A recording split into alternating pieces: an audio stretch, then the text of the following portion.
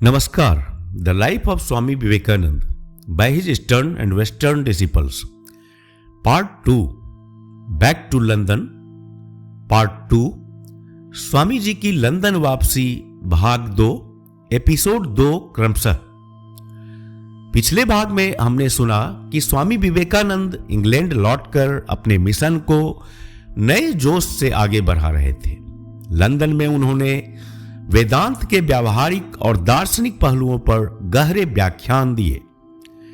एक महत्वपूर्ण घटना में उन्होंने माया और स्वतंत्रता विषय पर प्रभावशाली व्याख्यान दिया। श्रोता आत्मविभोर हो गए। प्रोफेसर डॉयसन और मैक्समूलर जैसे विद्वानों ने उनके विचारों की सराहना की। उन्होंने स्वामी अभेदानंद को प्रशिक्षण देकर भविष्य की जिम्मेदारी सौंपी। इसके अलावा उन्होंने भारतीय शिष्यों को पत्र लिखकर कार्यों का मार्गदर्शन किया और महिला मठ स्थापना की योजना बनाई। इस भाग में हम जानेंगे कि स्वामी विवेकानंद इंग्लैंड में रहते हुए भी भारत के कार्यों को लेकर अत्यंत चिंतित थे। एक महत्वपूर्ण घटना में उन्होंने स्वामी अभेदानंद को लंदन में अपने स्थान पर व्याख्यान देने के लिए चुना।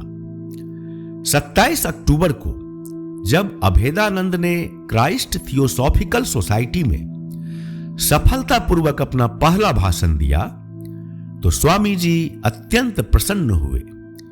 वे गर्व से भर उठे कि उनका शिष्य वेदांत का संदेश प्रभावी रूप से फैला रहा है। यह क्षण उनके निस्वार्थ गुरुभाव और भविष्य की योजना को दर्शाता है कि यदि वे ना भी रहें तो भी उनका संदेश गूंजता रहेगा और दुनिया इसे सुनेगी। स्वामी विवेकानंद की अद्भुत जीवन यात्रा का हिस्सा बनने के लिए इस भाग को अंत तक सुने।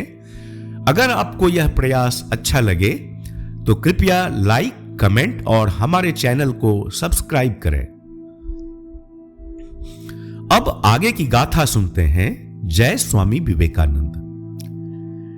एक पूर्व अध्याय में हमने देखा कि स्वामी विवेकानंद अमेरिका में कठिन, केंद्रित और महत्वपूर्ण कार्यों में व्यस्त रहते हुए भी भारतीय कार्यों को लेकर गहराई से चिंतित और समर्पित थे।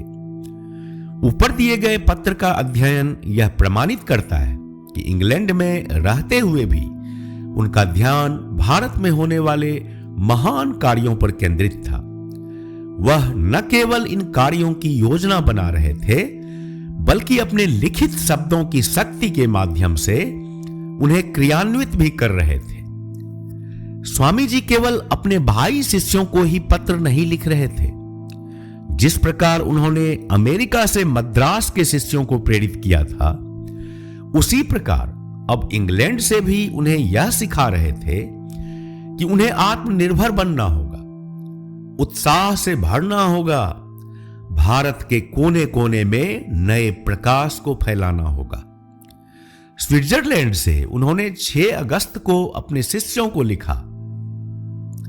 डरो मत मेरे बच्चों, महान कार्य होने वाले हैं। हिम्मत रखो। सर्दियों में मैं भारत वापस जाऊंगा और वहां चीजों को सही तरीके से स्थापित करने का प्रयास करूंगा। काम करते रहो बहादुर हृदयों और सफलताओं से घबराओ मत। भगवान इस काम के पीछे है, महाशक्ति तुम्हारे साथ है। भारत में स्वामी जी के शिष्य उनके विचारों को आगे बढ़ा रहे थे। ब्रह्मवादीन पत्रिका उनके विचारों को व्यापक रूप से फैलाने का माध्यम बनी और लोगों के दिलों में हिंदू धर्म के महान विचारों को स्थापित कर रही थी।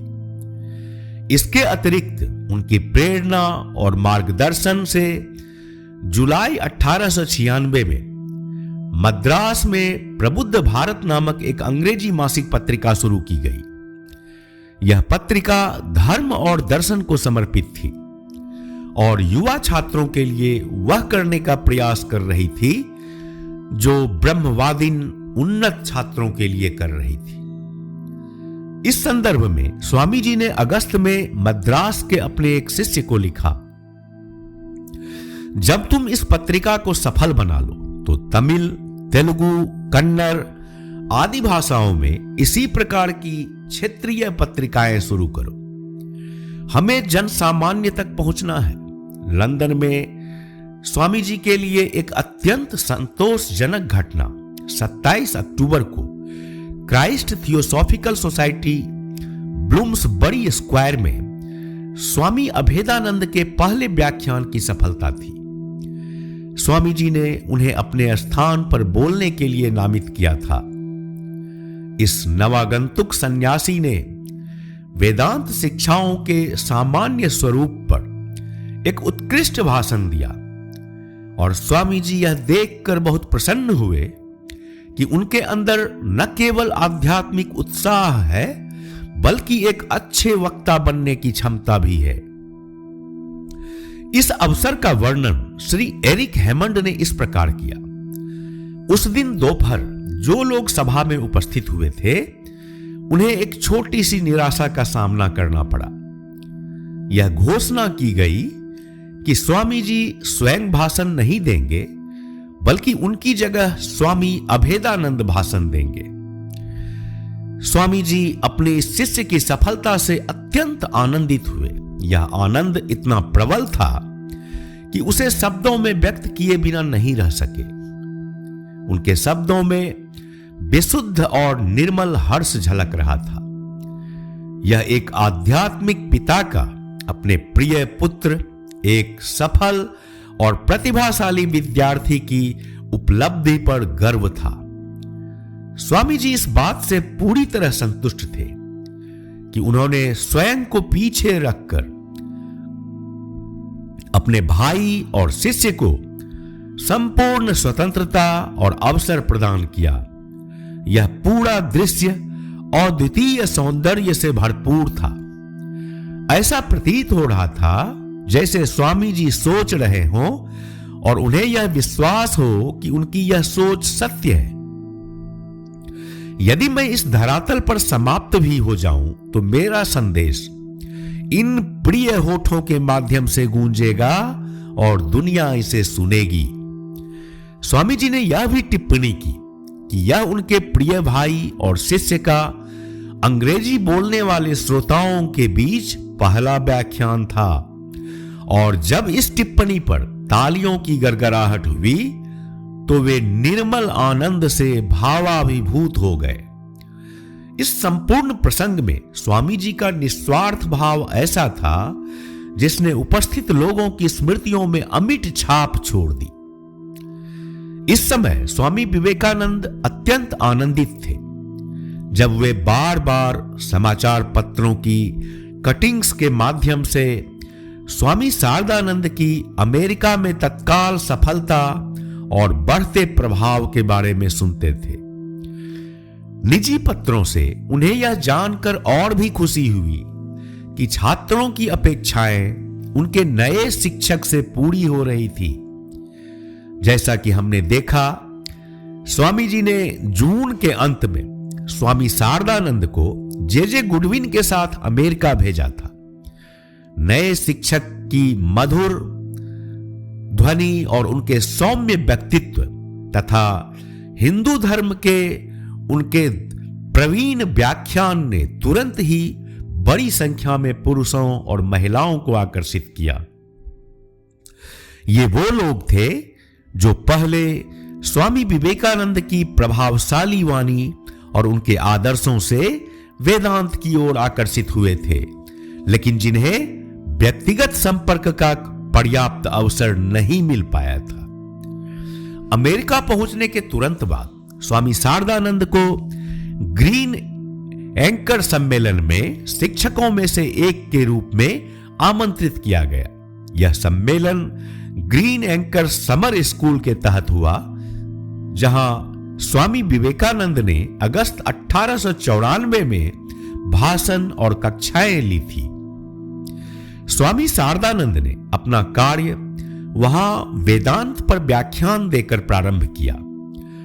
राजयोग, भक्ति योग और कर्म योग पर कक्षाएं ली।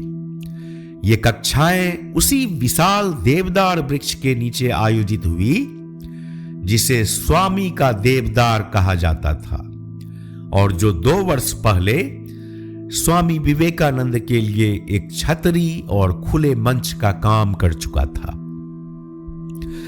2 महीने लंबे सम्मेलन के बाद स्वामी शारदानंद ने शेष 1896 का समय मुख्य रूप से कैम्ब्रिज मैसाचुसेट्स में बिताया, जहां उन्होंने कैम्ब्रिज सम्मेलन में कई लेक्चर्स दिए।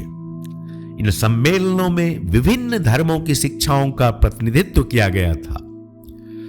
25 अक्टूबर को उन्होंने ब्रुकलिन, न्यूयॉर्क में लेक्चर दिया और उसी महीने की 28 तारीख को न्यूयॉर्क वेदांत सोसाइटी का 1896-97 का सत्र प्रारंभ किया। उन्होंने घोषणा की कि नवंबर और दिसंबर के दौरान मिस सारा एलन वाल्डो वेदांत दर्शन पर कक्षाएं संचालित करेंगी। स्वामी शारदानंद ने हर जगह मित्र बनाए, उनके प्रेम और सम्मान को अर्जित किया। उनके कार्य के इस समय के विवरण स्पष्ट रूप से गवाही देते हैं कि वे अमेरिका के पूर्वी तट पर गहरी छाप छोड़ रहे थे। जनवरी 1897 से उन्होंने अपना समय न्यूयॉर्क वेदांत सोसाइटी और कैम्ब्रिज सम्मेलन के बीच विभाजित किया। जब स्वामी शारदानंद कैम्ब्रिज में कार्य कर रहे थे, तब न्यूयॉर्क वेदांत सोसाइटी के पास कोई अधिकृत शिक्षक नहीं था। इस स्थिति को देखते हुए स्वामी विवेकानंद ने 8 अक्टूबर को लंदन से मिस सारा एलन वाल्डो को पत्र लिखा। आप शिक्षण क्यों नहीं शुरू करती? साहस पूर्वक शुरुआत करें। मां आपको सारी शक्ति देंगी। हजारों लोग आपकी ओर आकर्षित होंगे। इसमें पूरी तरह डूब जाएं। इस व्यक्ति या उस व्यक्ति पर निर्भर ना रहें। जहां भी श्री राम कृष्ण के बच्चे साहस पूर्वक आगे बढ़ते हैं, वहीं वे उनके साथ होते हैं। मुझे यह देखकर 1000 गुना अधिक खुशी होगी कि आप में से कोई एक शुरुआत कर रहा है, बजाय इसके कि अमेरिका में एक हिंदू कितनी भी सफलता प्राप्त करें। यहां तक कि मेरे अपने भाई भी। मनुष्य हर जगह से विजय चाहता है, लेकिन अपनी संतान से पराजय। मैं आज से आप सभी को शक्तिशाली विचार भेजना शुरू कर दूंगा। एक लपट जलाएं, एक लपट जलाएं। स्वामी जी को अत्यंत प्रसन्नता हुई जब मिस वाल्डो ने 1896 के अंतिम 2 महीनों में न्यूयॉर्क वेदांत सोसाइटी में साप्ताहिक कक्षाओं का आयोजन किया और इसे बड़ी कुशलता से संचालित किया। उनकी पहली कक्षा 11 नवंबर को आयोजित हुई, जिसमें उन्होंने ईसाई धर्म और विश्व के अन्य धर्मों के संदर्भ में वेदांत के मिशन का स्पष्ट और सरल व्याख्यान दिया। इस अवसर पर न्यूयॉर्क डेली ट्रिब्यून ने टिप्पणी की, मिस एलन वाल्डो का वेदांत दर्शन पर व्याख्यानों की श्रृंखला का पहला व्याख्यान कल शाम मिस मैरी फिलिप्स के घर 19 वेस्ट 38 स्ट्रीट पर छात्रों की विशाल सभा द्वारा सुना गया। मिस वाल्डो को स्वामी विवेकानंद, जिन्होंने इस देश में शिक्षण शुरू किया था, उनके सबसे सक्षम शिष्यों में से एक माना जाता है। यह उनके गंभीरता और ईमानदारी से भरे अनुरोध का परिणाम था कि उन्होंने इस कार्य को आगे बढ़ाने की सहमति दी और इसलिए अपनी कक्षा के सामने इस पहले प्रयास का विशेष महत्व था, खासकर उनके लिए जो पूर्वी सिद्धांतों का अध्ययन कर रहे थे। लंदन में रहते हुए स्वामी विवेकानंद अमेरिका में वेदांत कार्य की प्रगति को श्रीमती बुल, मिस वाल्डो और अन्य के माध्यम से लगातार नजदीकी से देखते रहे।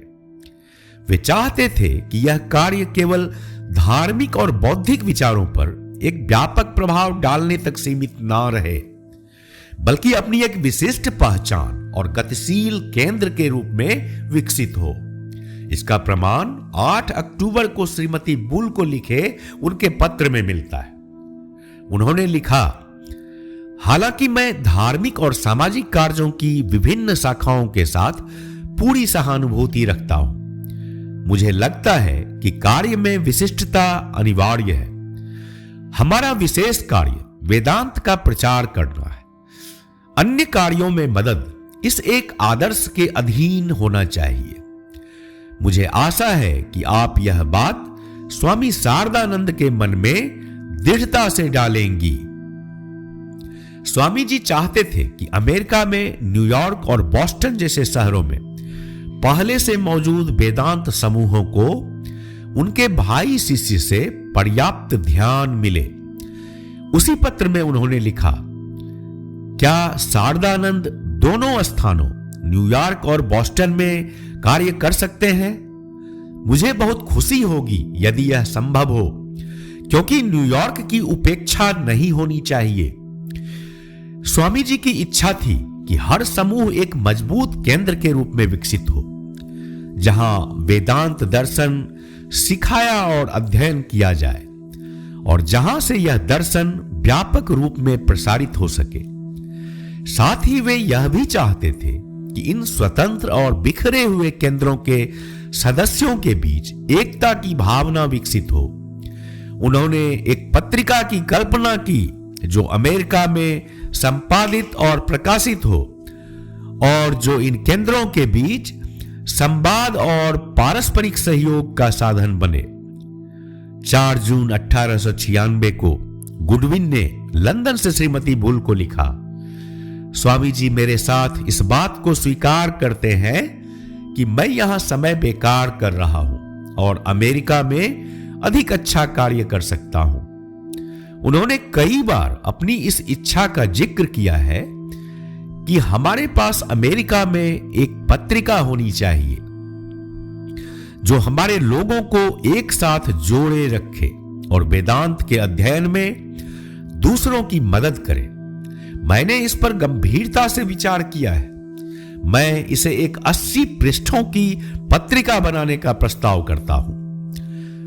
ऐसा प्रतीत होता है कि वेदांत आंदोलन के प्रारंभिक दिनों में ही स्वामी जी ने पुरुषों और महिलाओं का एक ऐसा समुदाय देखा था जो एक महान आदर्श से प्रेरित और समर्पित हो।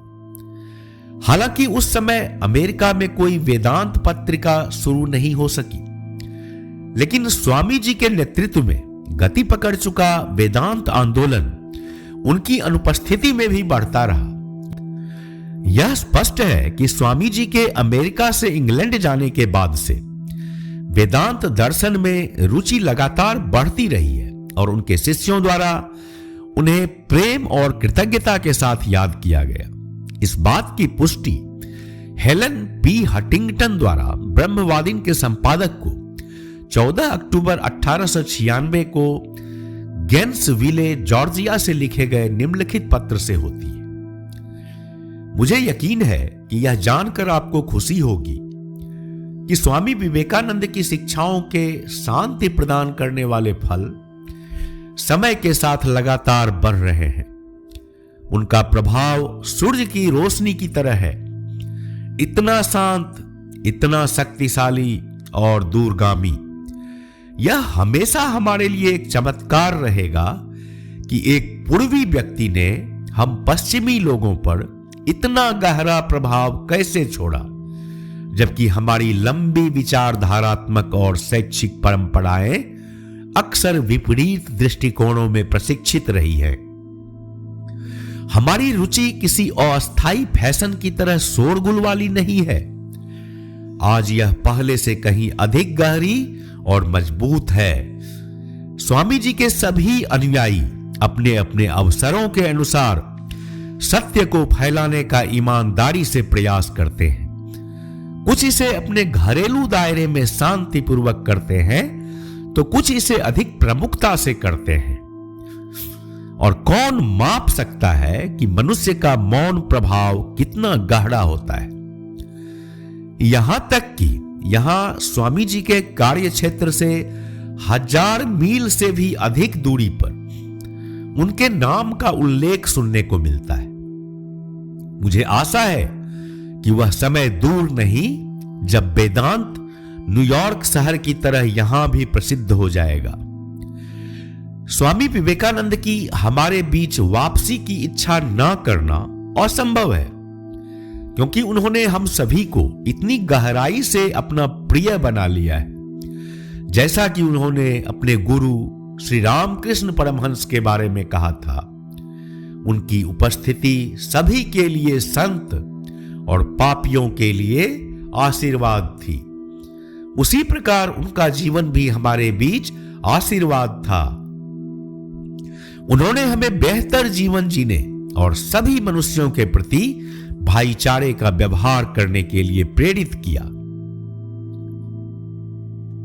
ऐसे पत्रों ने स्वामी विवेकानंद का आत्मविश्वास बढ़ाया कि उनकी अनुपस्थिति में भी अमेरिका में उनका कार्य बाधित नहीं होगा। इसके अलावा उनके मित्र और शिष्य उनसे नियमित रूप से पत्राचार करते रहे और वे इन पत्रों के स्वर से समझ सकते थे कि वे वेदांत आंदोलन के लिए पूर्ण रूप से समर्पित हैं। अक्टूबर 1896 के महीने में स्वामी विवेकानंद का मन भारत की ओर अधिकाधिक झुकने लगा। वह कुछ समय से भारत लौटने के बारे में सोच रहे थे और उन्होंने अपने कुछ अंतरंग मित्रों, विशेष रूप से कैप्टन और श्रीमती सेवियर से इसका जिक्र भी किया था, लेकिन इस संबंध में कोई ठोस योजना नहीं बनी थी, क्योंकि उनकी बातें केवल संक्षिप्त रूप में की गई थी। उन्होंने श्रीमती बुल को भी अपनी इस मनसा के बारे में एक प्रकार से संकेत देते हुए लिखा था। इसके उत्तर में उन्हें एक पत्र मिला जिसमें पूछा गया था कि क्या वह भारत में अपने कार्य को आगे बढ़ाने के लिए, विशेष रूप से कोलकाता में भाईचारे का मुख्यालय बनाने हेतु एक अस्थाई मठ की स्थापना के लिए एक बड़ी धनराशि स्वीकार करने के लिए तैयार होंगे। स्वामी जी ने भारत के लिए प्रस्थान करने से एक सप्ताह पहले उत्तर दिया कि वह उनके उदार प्रस्ताव के प्रति गहन रूप से आभारी हैं, लेकिन वे इस समय इतनी बड़ी जिम्मेवारी लेने के पक्ष में नहीं थे। उन्होंने कहा कि वह भारत में अपना कार्य एक छोटे स्तर पर शुरू करना चाहते हैं और जब तक वह अपनी दिशा तय नहीं कर लेते तब तक वह इस प्रकार की सहायता स्वीकार नहीं कर सकते। हालांकि उन्होंने वादा किया कि वह भारत से विस्तार पूर्वक लिखेंगे। इसी समय के आसपास लंदन में स्वामी जी के कुछ मित्रों ने भी एक स्थायी मठ के निर्माण और रखरखाव के लिए आर्थिक योगदान देने का प्रस्ताव रखा। स्वामी विवेकानंद के अंग्रेज मित्रों ने एक अन्य उद्देश्य में भी योगदान दिया जो स्वामी जी के हृदय के अत्यंत निकट था। नवंबर और दिसंबर 1896 में भारत अकाल की चपेट में आ गया। मॉनसून की विफलता और इसके परिणाम स्वरूप शरद ऋतु की फसलों के नष्ट हो जाने के कारण यह आपदा आई। लंदन के समाचार पत्र इस व्यापक त्रासदी की सुर्खियों और रिपोर्टों से भरे हुए थे जो और भी गंभीर होती जा रही थी।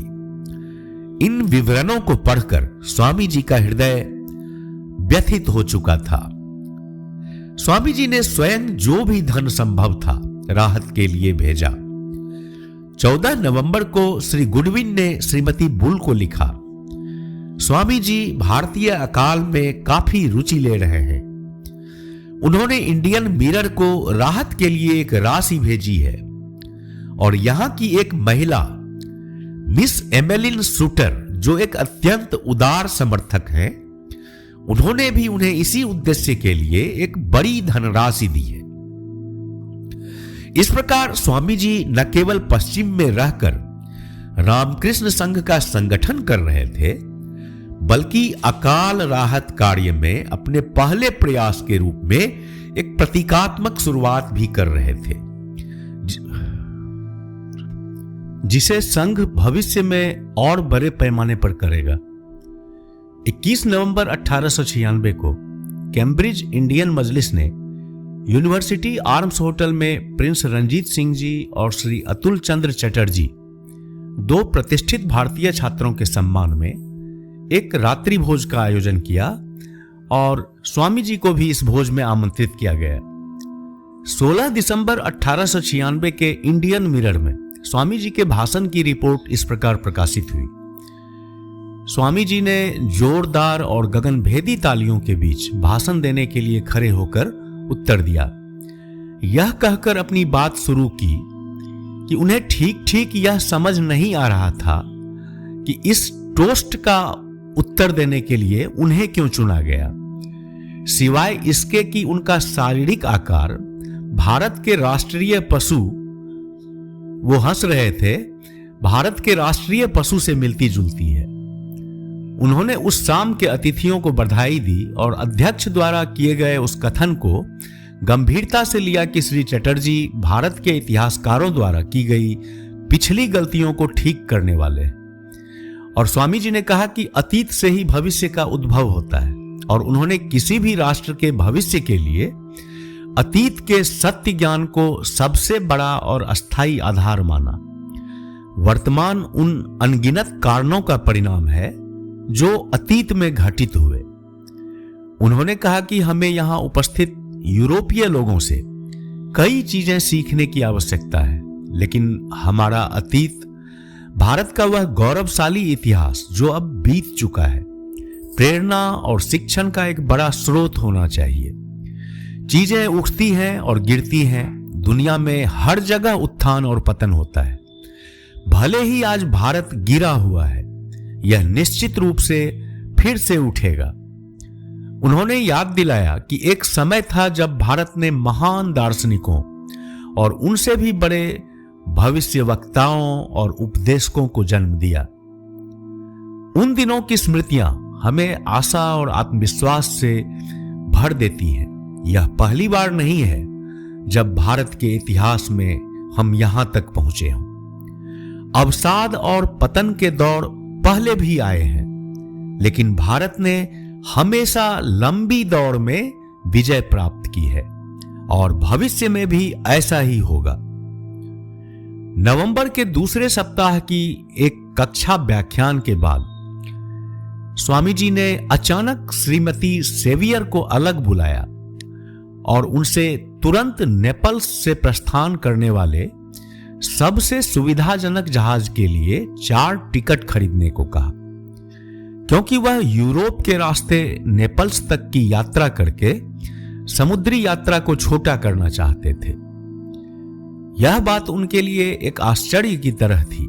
भले ही उन्हें पता था कि स्वामी जी प्रस्थान करने की योजना बना रहे हैं। उसी दिन सेवियर दंपति ने स्वामी जी, गुडविन और अपने लिए नॉर्थ जर्मन लॉयड के एक नए जहाज पर बर्थ बुक कर ली, जो 30 दिसंबर को नेपल्स से सिलोन के लिए प्रस्थान करने वाला था।